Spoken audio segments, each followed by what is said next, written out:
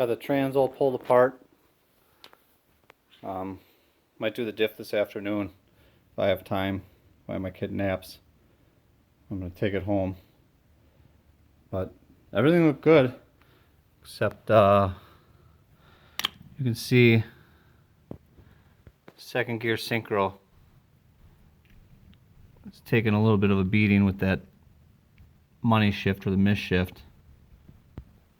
But I mean, everything still locks in and moves smooth.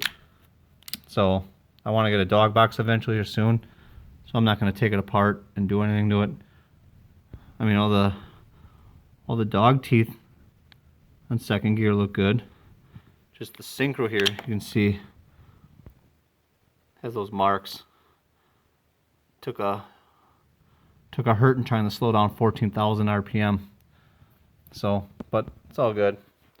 Just gonna run it. Anyone's never seen. There's my billet shift forks from Franra.